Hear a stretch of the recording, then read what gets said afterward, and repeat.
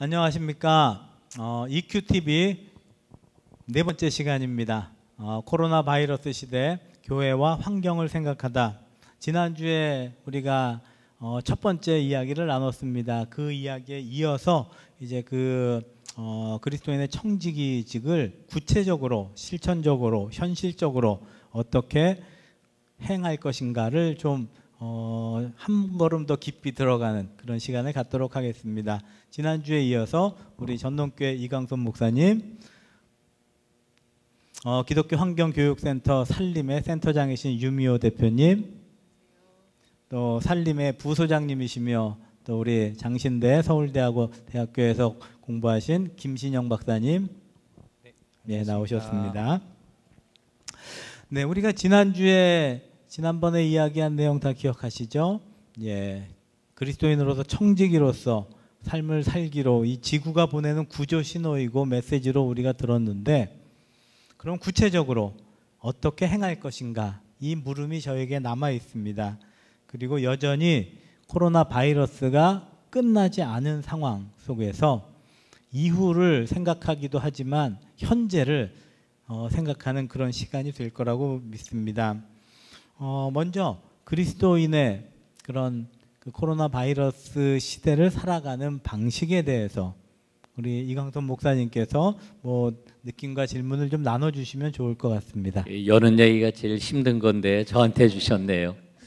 사실 저희 교인들이 코로나 사태를 겪으면서 굉장히 위축이 됐어요. 저도 목사로서 그렇지만은 사람들 앞에서 나 교회 다녀, 신앙생활에 이런 얘기들을 잘 못하는 것 같더라고요. 그러면서 한참 교회가 지탄을 받을 때는 신앙인이라고 이야기하는 것 자체를 꺼려하고 주저하는 그런 모습들을 많이 봤습니다.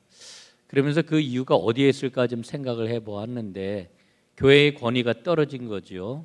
근데 교회의 권위라고 하는 것은 이 제대로 된 소명, 그러니까 우리의 궁극적인 복음이 지향하는 바대로 이웃을 사랑함으로 생명을 살리는 일에 교회가 나설 때 그때 교회의 권위가 사는 건데, 그러지 못하다라고 하는 것을 반증해 주고 있구나, 이제 이런 생각을 했어요. 그리고 또 한편으로는 목회를 하면서 이렇게 사람들이 이제 모이는 예배, 모이는 그런 활동들을 갖지 못하고 이렇게 가면서 이 교회 공동체가 온전해질 수 있을 것인가, 이런 목회적인 관점에서도 굉장히 지금 고민이 되더라고요. 그러다가 이제 제가 그냥 우리 환경 활동 가운데서, 환경 실천 활동 가운데서 그런 일이 있구나 하던 것 가운데 제 마음에 딱 와 닿은 게 있었는데, 이게 뭐냐면은 탄소 사냥꾼 운동이었어요. 그래서 그러면은 우리 교회에서 이 탄소 사냥 운동을 좀 해야 되겠다. 그래서 이것을 개인적인 차원에서, 또 소그룹적인 그런 차원에서, 그리고 전 교회적인 그런 공동체 차원에서 이 탄소 사냥 운동을 잘 펼쳐 나가면서 거기에서 생겨진 기금을 이 환경 문제, 기후 문제하고 연계해 가지고 교인들이 늘 관심 갖고 기도하고 있는 선교의 문제하고 이거를 좀 연계시키자, 이런 마음을 가지고 지금 준비를 하고 있습니다. 이를테면은 탄소 사냥꾼으로서의 그런 활동을 하면서 조성된 그런 선교 기금을 기후 난민이라고 하는 그런 주제를 가지고 선교 활동을 하는 거지요. 사실 지금 이제 아프리카의 그런 모든 문제들은 이 기후 난민이라고 하는 키워드를 가지면은 설명 안 될 일들이 없잖아요. 그래서 기존의 그런 선교가 아니고 그 선교를 계승을 할 뿐만 아니라 그 선교를 뛰어넘어서 우리 시대에 교회가 해야 되는 이 기후 문제에 동참을 하는 이런 실천 활동으로 이 기후 문제를, 탄소 사냥꾼과 기후 난민을 좀 잘 연결을 해 보려고 좀 준비를 하고 있습니다. 예, 제가 지난번에 탄소 금식은 이제 좀 이해가 가는데, 탄소 사냥은 조금 생소한 개념입니다. 좀 구체적인 방법을 말씀해 주시면 좀 좋겠습니다. 그 용어가 이를테면은 지금 사용은 되고 있지만은 이를테면 완전히 이렇게 좀 뭐라 그럴까, 확정적인 그러한 그 우리 환경을 관심 갖고 있는 분들이 공통적으로 좋은 단어다 이렇게 사용을 하는 것 같지는 않아요. 제가 생각을 할 때. 그래서 저도 더 좋은 그런 그 단어가 있으면 한번 좀 찾아봐야 되겠다는 생각은 드는데, 이를테면은 그 핵심은 이제 걷기하고 그 다음에 대중교통 사용하는 거하고 자전거 타는 거하고 이제 이런 것들입니다. 그래서 이거를 통해 가지고 우리가 그 소비해야 하는 그런 그 탄소들을 우리가 잡는다는 거죠. 탄소 배출을 안 한다라고 하는 그런 의미에서 탄소 사냥이라고 하는 이런 용어를 좀 사용합니다. 예, 그렇군요. 예. 저는 걷는 거, 자전거 타는 거 이런 거 탄소 금식이고 그 탄소 많이 배출하는 업체를 고발하는 게 탄소 사냥인 줄 알았어요. 사냥한 만큼 예. 이제 목사님이 진행하시는 거에 이제 기후 난민을 돕는 거 얘기하셨을 때에 이제 기부되는 게 같이 매칭이 됩니다. 현재 속초 지역에서 사례를 만들어가고 있는데요. 속초 해랑중학교를 중심으로 해서 학생들이 걷고 자전거를 탄 만큼 지역에 있는 착한 기업이 1km에 100원씩 기부를 해줘요.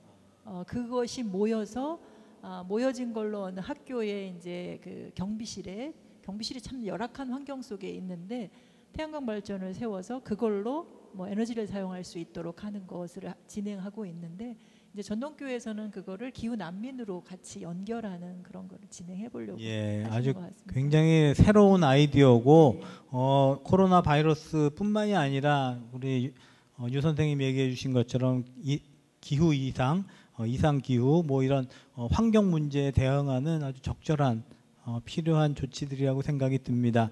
더 대중적인 용어, 쉬운 용어는 좀 개발해야 될 거라고 생각이 듭니다. 현재 쓰고 있는 내용이라서 그래 제가 먼저 이어서 한번 얘기를 하면요. 그 교회가 이런 행동으로 나아갈 수 있는 동기가 어디서 오느냐, 저는 이게 굉장히 중요한 것 같아요. 위기는 있고 그리고 그 위기와 관련해서 모든 사람들이 직면해 있는데 실제적으로 그걸 다 마주하고 있느냐 하면 아닌 것 같아요. 무의식 속에서 무시해버리거나 회피하는 사람도 있고 그저 두려워만 하고 있는 사람도 있고 봤지만 뭔가 해야 되겠다고 생각하면서도 주저하고만 있는 사람들, 다양한 형태가 나타나는데, 저는 교회라면 그리고 그리스도인들이 그냥 같이 모이는 사람들과 더불어 소그룹으로 뭐 두세 사람만이어도 좋은데요, 이 위기를 같이 이야기 나눠보는, 우리가 처음에 지난번 모임에서 이제 처음 시작할 때 어떻게 지냈냐라고 물으셨었잖아요. 그것처럼 이 위기에 대해서 너는 지금 어떤 상황이니? 어떻게 지내고 있니? 두렵진 않니? 뭐 두려움은 왜 두렵니? 그 두려움을 우리가 같이 어떻게 풀어갈 수 있을까? 해소시킬 수 있을까라고 하는 이야기를 하는 것이 좀 필요하다라고 하는 생각을 하는 거예요. 코로나 상황 속에서 살림에서는 늘 뭐 한 달에 한 번씩 정말 15명, 20명씩 자연을 걷던 계절의 말 걸기를 못하면서 정말 답답했는데요. 나중에 안타까워서 뭐를 했냐면 온라인으로 우리 살림 지지서클로 한번 모여봅시다. 그래서 한 10몇 명이 모여가지고 어떻게 지냈는가, 그리고 어려움은 뭐였는가, 그 어려움을 겪으면서 혹시 뭐가 있으면 그 어려움이 풀릴 거라고 생각했는가, 혹은 뿌듯했던 적은, 내가 뭐를 위해서 누군가를 위해서 행한 뿌듯한 일은 뭐가 있었느냐라고 하는 이런 얘기를 좀 나누었었습니다. 온라인에 살림 지지서클로 모였었는데요. 나누면서 든 생각이, 끝나면서 다들 그러는 거예요. 우리가 같이 이렇게 이런 상황 속에서도 연결돼 있다라고 하는 걸 느끼면서 뭔가 할 수 있겠다는 용기를 얻었다, 그리고 지혜를 얻었다, 이런 이야기들이 있어서 저는 그리스도인과 교회가 함께 머리를 맞대고 마음을 같이 하면서 이야기하는 것, 직접 이 위기를 마주하면서 길을 찾는 것이 필요하다 생각이 합니다. 결코 지금의 위기는 다음에 기회가 오지 않으니까요. 코로나19는 또 반복해 가면서 백신이 나오면 아마 안도하고 예전처럼 살아가는 사람들이 있을 텐데 기회가 또 오겠죠. 그렇지만 기후위기는 전문가들이 이야기할 때 한 번 위기가 닥치면 결코 다음번 기회는 없을 거다라고 얘기하기 때문에 정말 위급한 상황이다, 응급 상황이다라고 하는 생각 속에서 서로 이야기들을 그저 했으면, 답은 사실은 전문가가 어떻게 답변할지 모르겠는데요, 답은 없을 수 있어요. 하나님만 아시는 답일 수 있는데 그 답을 그냥 우리 안에 있는 답을 찾아내는, 하나님이 우리 안에 심겨뒀을 법한 그것을 찾아내는 그런 이야기들을 계속 그 이야기꽃을 좀 피웠으면 좋겠다 생각합니다. 예, 굉장히 중요한 말씀이신 것 같아요. 교회 차원에서 탄소를 사냥하는 그런 적극적인 실천과 함께 또 함께 이야기함으로써 더 좋은 실천적인 방안들을 모색하고 발견하는 거, 거기서 분명히 이야기로만 끝나지는 않겠죠. 거기에서 구체적인 실천으로 연결이 되리라고 생각이 듭니다. 자, 이제 우리 김 박사님 말씀을 좀 해주시죠. 네, 목사님께서 교회가 사회적으로 체면을 많이 잃었다 말씀하셨는데, 사실 우리 한국 교회가 선교 초창기부터 보면은 교육이나 의료나 또 민주화 운동 이런 거 해오면서 사회적으로 많이 선도해 나가는 면이 있지 않았습니까? 근데 코로나가 딱 터지면서 뒤처져 버리는 거예요.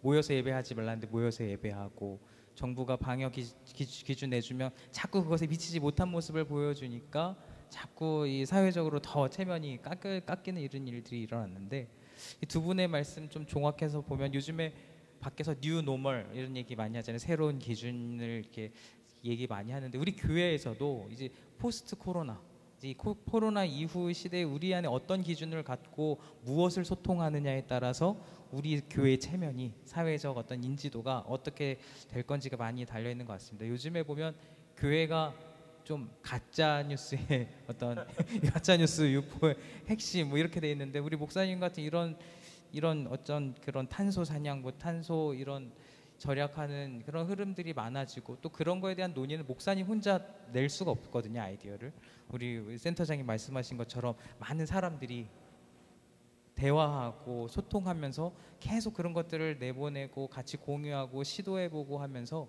교회 안에서 포스트 코로나 이후를 준비하는 새로운 어떤 기준들을 만들어내는 그러한 노력들이 많이 나와야 되지 않을까. 그래서 지금 우리 얼마 전에 교회에서 퍼진 건 입에다 소금을 뿌리고 막 그러지 않았습니까?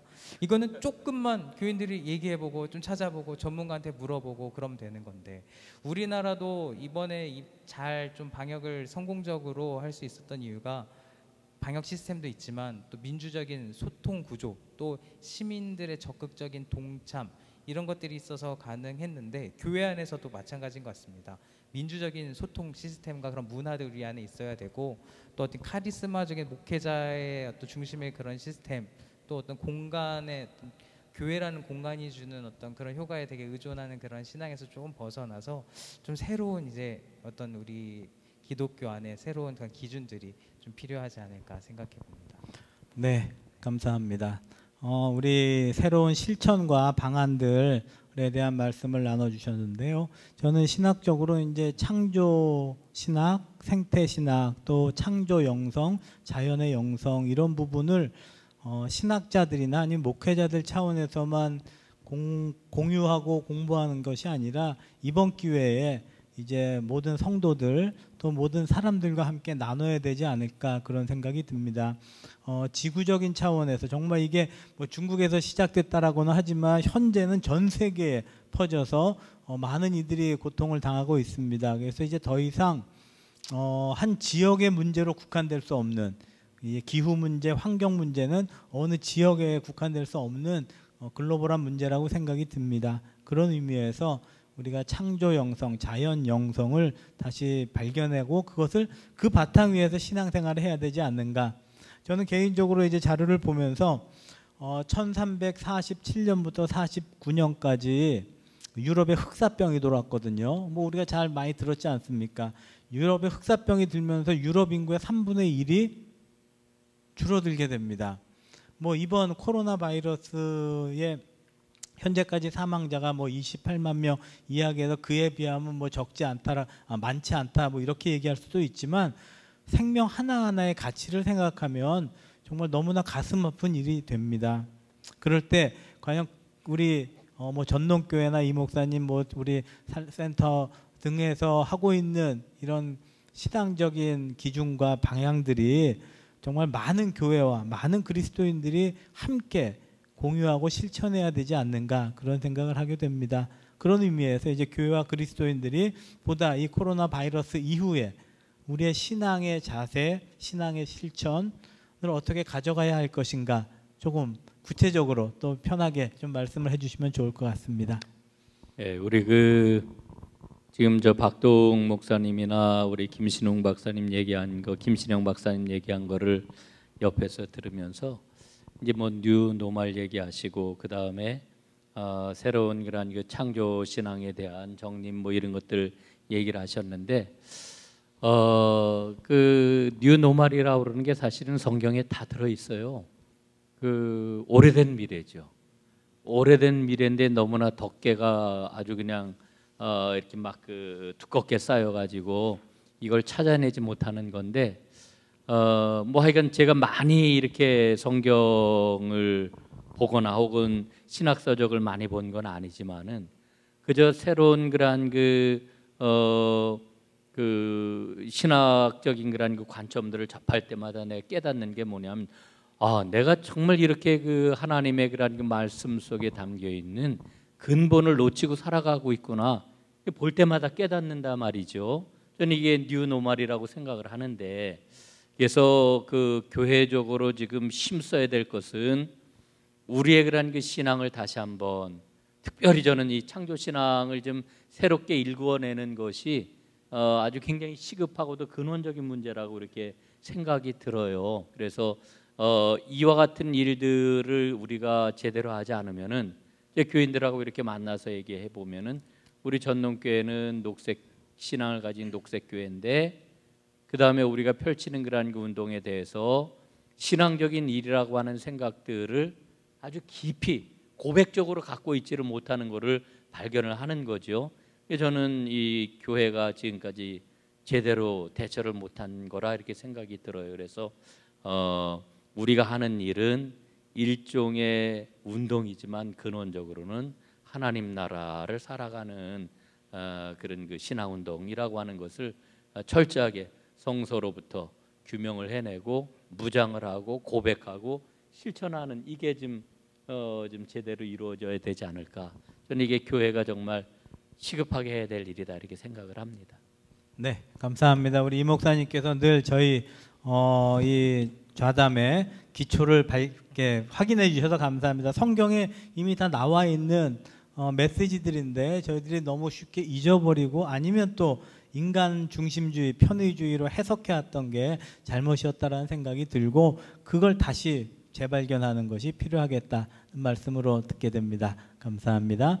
자, 우리 또 자유롭게. 네. 전 또 아까 우리 센터장님께서 코로나가 오면서 지구가 깨끗해졌다 이 얘기했는데 또 우리는 그 이면에 있는 것도 한 번 더 볼 필요가 있거든요. 교회는 뭔가 밖에서 이렇게 얘기하면은 그 이면에 뭐가 있을까 한 번 더 의심하면서 보는 자세가 좀 필요할 것 같습니다. 예를 들면 플라스틱, 일회용 플라스틱 안 쓰기 우리나라가 카페에서도 일회용 플라스틱 안 쓰고 잘 해오고 있었는데 코로나 탁 터지면서 다시 풀려버립니다. 그리고 배달 음식을 많이 먹다 보니까 또 일회용 용기가 엄청 많이 쓰고 있죠. 그러니까 세상은 깨끗해지고 있지만 지금 우리가 또 감추고 있는 거는 엄청나게 늘어나고 있는 플라스틱 폐기물의 양. 이것은 또 우리에게 닥쳐올 재앙의 예고편인데 이런 건 우리는 과연 또 어떻게 한 발자국 더 나가서 고민해야 될까 생각해 볼 필요가 있을 것 같고요. 또 사망자 보도가 계속 나오고 있고 아까 목사님 지난주에 그 말씀해 주셨잖아요. 뭐 200만 명, 몇몇 명 엄청 계속 이게 늘어나고 있는데 사망자도 늘어나고 있고 근데 우리는 몇 명이 죽었는가 보다 한 발자국 더 나가서 어떤 사람들이 많이 죽어가고 있는가 어떤 계층에 어떤 사람들이 더 많이 죽어가고 있는가를 관심을 가져볼 때 우리 목사님 아까 그 기후난민 말씀하시고 그랬던 것처럼 보다 더 사람에게 맞춘 어떤 재난의 불평등의 차원에서 우리가 어떻게 정의의 차원에서 접근할 것인가를 한 번 더 관심을 갖고 다가갈 수 있을 것 같습니다. 네, 그래야 교회가 좀 뭔가를 선도해 나가는 그리고 뭔가 앞장서 나가면서 세상에 우리 교회의 기준을 보여주는 그러한 어떤 역할을 할 수 있지 않을까 그런 생각도 해봤습니다. 네, 감사합니다. 네, 플라스틱 재활용 쓰레기 대란이 지금 코앞에 닥쳐 있다 이런 생각을 저도 하고 있는데요. 지구가 살아났다고 얘기하지만 실제적으로 그 쓰레기 배출되는 게 재활용 쓰레기들 배출되는 게 한 30%, 그러니까 명절 때 나오는 쓰레기만큼이 계속해서 배출됐다 이런 얘기들이 나오는데요. 비대면으로 지내다 보니까 말씀하신 것처럼 이제 택배나 또는 음식도 시켜 먹는 것들이 많아졌는데 습관으로 잘 잡아가던 감량 부분이나 또는 분리배출도 분리해서 깨끗하게 해서 내버리던 것들이 지금 그 습관이 다 흐트러져 가고 있다라고 하는 것이 많은 안타까움으로 지금 자리하고 있는데요. 근데 사실은 과연 우리의 그 위생이라든가 안전이라는 걸 놨을 때 일회용이 대안이냐라고 하는 걸 보면 심각 단계 오기 전부터 이미 일회용이 허용이 되기 시작했고, 처음에 허용될 때는 뭐 그 지하철역이나 뭐 터미널이나 공항이나 이런 곳에만 허용한 것을 지자체에서 앞서서 프랜차이즈점이나 이런 카페 같은 데 다 허용을 해버렸었거든요.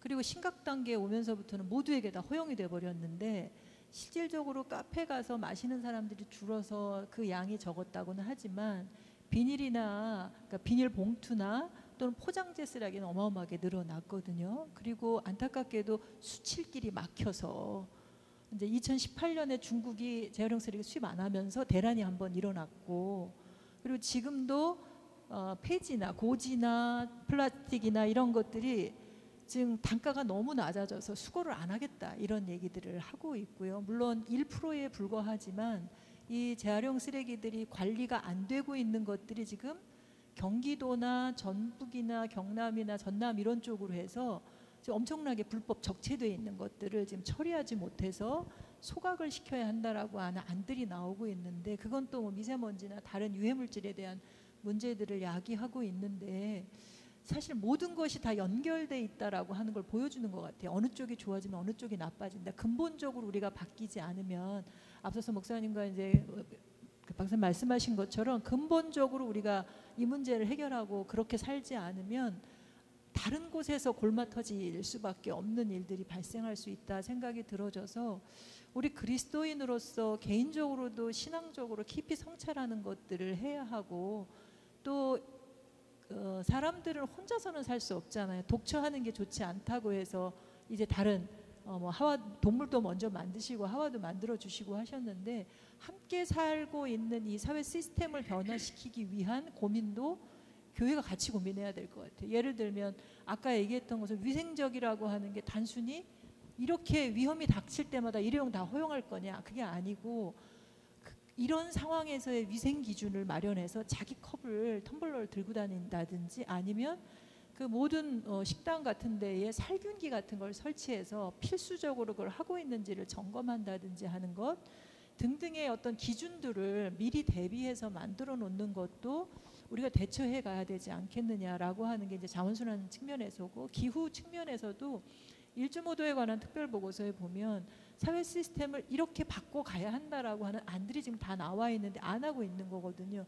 그걸 해야만 2040년에 뭐 절반을, 그리고 2050년에 순제로를 이룰 수 있다고 하는 보고서들이, 그러니까 안이 없는 게 아닌데 안 하고 있는 부분들을 우리가 외면하는 것에서 벗어날 수 있게끔 하는 일을 교회가 좀 적극적으로 이야기해야 되겠다라고 하는 생각에, 우선은 우리의 지금 현재의 감정들을 좀 드러내놓고 싫으면 싫다 하는 소리, 이유가 있잖아요. 나 일회용 쓰고 싶어, 나 왠지 남의 쓴 컵 쓰는 거 싫어 라고 하는 얘기를 노골적으로 얘기해놓고, 너 그럴 수 있니 죄인시하지 말고요, 우리 모두가 다 죄인이니 그 얘기들을 터놓고 얘기를 하는 가운데 길을 한번 찾아볼 수 있었으면 좋겠다 라고 하는 생각이 들어서, 살림에서는 최근에 시작한 프로그램이 하나 있는데요, 지구 돌봄 서클. 그러니까 인디언들이 원으로 둘러앉아서 그냥 자기 얘기들을 정말 다 존중하는 가운데, 지지하는 가운데 자기 얘기들을 했던 것처럼 이 지구를 돌본다, 나를 포함한 지구를 돌본다는 측면에서 모든 사람들의 이야기를 하는 지구 돌봄 서클을 운영하는 걸 시작을 했습니다. 교회들에서, 내지는 교회가 아닌 뭐 두세 사람만 모여도 그리스도인들이 모이면 교회이니 그곳에서 지구 돌봄에 관한 이야기들을 하는 서클들이 계속해서 열렸으면 하는 바람들을 갖고 있습니다. 예, 반갑습니다. 반갑습니다. 감사합니다. 예, 유 대표님 말씀을 들으니까 정말 함께 이야기하는 것이 가장 구체적인 실천의 첫 단계라는 생각이 들고요. 지금 말씀하신 것처럼 일회용품이나 또 지금 코로나 바이러스 시대의 이제 배달이 우리에게 참 유익을 주지만 또 한편으로 엄청난 그 부산물들을 만들어낸다라고 하는 거 모두가 느끼실 것 같습니다.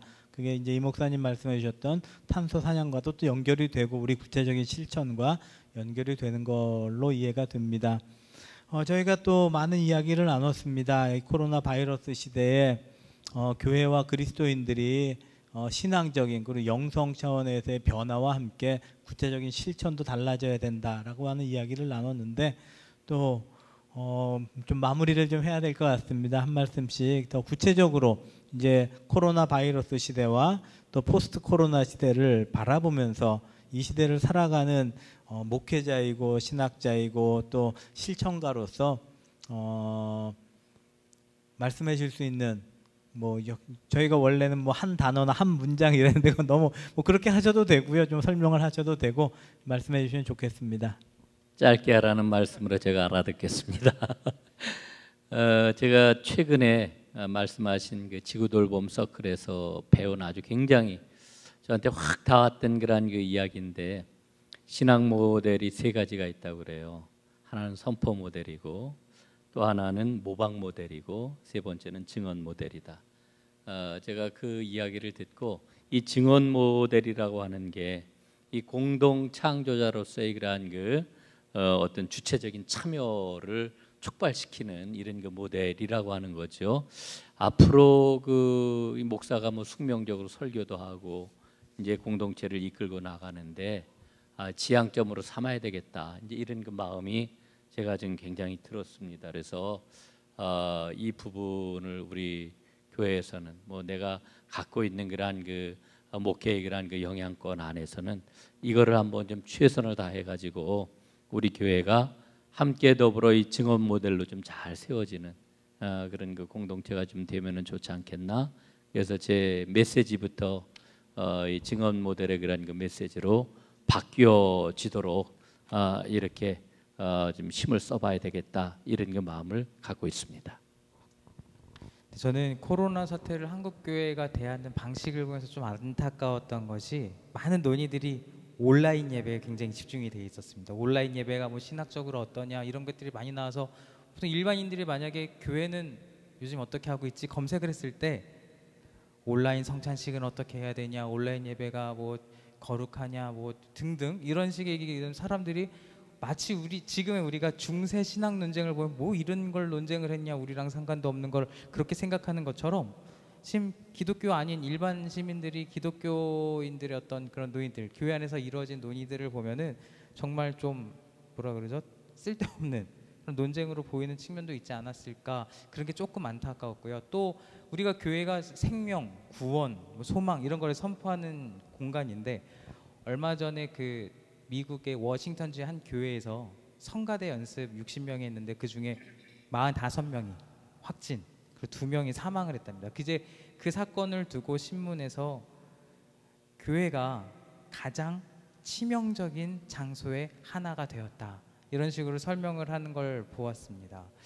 교회가 그냥 우리 종교적인 의미에서만 생명, 소망 이런 걸 말하는 게 아니라 외부에서 봤을 때도 저 교회는 정말 생명을 살리는구나 이런 이미지를 우리가 보이려면 탄소도 사냥도 좀 하고, 우리 교회에서만은 음식물 쓰레기 밖으로 나가지 않는다, 우리 교회에서만은 플라스틱 밖으로 나가는 것이 없다, 우리 교회에서만은 사용하는 전력의 몇 %를 직접 만들어서 쓴다, 이런 이미지를, 이런 활동들을 좀 늘려나가는 것이 좋지 않을까. 그래야 정말 우리 교회는 생명이 있다, 생명을 선포하고 생명을 실천하는, 생명이 흘러가 나가는 교회다라고 말할 수 있지 않을까, 그런 생각도 해봅니다. 네, 감사합니다. 유 대표님. 오늘 또 이렇게 이야기를 나누고 나니까 자꾸 이렇게 비관적으로 절망하게 되는 저의 마음이 위로를 받고 지지를 받고 희망이 또 이렇게 올라오는데요. 코로나19와 기후위기 또 종의 멸종이 얘기되는 이 상황 속에서 그래도 그 위기를 마주하면서도 지금 이 앞에 놓여있는 살아있는 생명이잖아요. 어버이날을 지나서 이런 꽃이 있는 것 같은데요. 하나님이 만드신 것 중에 아직도 남아서 자신의 생명을 정말 뽐내고 있는 것들이 있다라고 하는 것에 위안을 받고 그것을 보면서 하나님이 처음에 당신이 만드신 것 보고 참 좋다 하셨던 그 마음을 헤아리는 그리스도인들이 있었으면 좋겠습니다. 저도 역시도 참 좋다 하는 마음을 가지고 아파하는 것들을 다시금 그들도 참 좋다 하는 가운데 살아갈 수 있도록 하는 것을 위해 노력을 하도록 하겠습니다. 감사합니다. 네, 감사합니다. 뭐 저도 한 말씀 드리면 저는 그 미국의 생태 신학자 토마스 베리의 말이 기억이 납니다. 그분은 이제 20세기 말에 그 기후 이상에 대한 위기감을 가지고 신학을 하시면서 창조 세계 안에서 인간의 위치와 역할을 다시 생각해야 된다. 이런 말씀을 하셨어요. 그래서 저도 코비드 그 코로나 바이러스 시대에 자연 영성, 창조 영성을 우리가 생각할 때 이 하나님께서 지으신 창조 세계 안에서 인간의 역할 그리고 인간의 위치 우리가 너무 교만하고 너무 많은 것을 누리려고 살아오지 않았나라고 하는 걸 반성하면서 이 시기를 지나가야 되겠다 그런 생각을 해봅니다. 자, 오랜 시간 말씀 나누셔서 감사드리고요. 늘 함께해 주시는 전동교회 이광순 목사님께 감사드립니다. 또 특별히 우리 지난번에도 소개를 드렸지만 신학을 공부하시고 목회자이면서 또 서울대학교의 환경대학원에서 환경 문제를 전문적으로 공부하신 우리 김신영 박사님 앞으로 한국교회 환경 문제에 큰 공헌을 하셔야 된다라고 생각을 합니다. 네. 나와주셔서 반갑습니다. 감사합니다. 그리고 뭐 계속 들으셨지만 구체적으로 실천적인 걸음을 걷고 계신 우리 산림의 센터장이신 유미호 대표님 특별히 감사드립니다. 자, 그럼 오늘 이상으로 우리 자담회를 마치도록 하겠습니다. 감사합니다.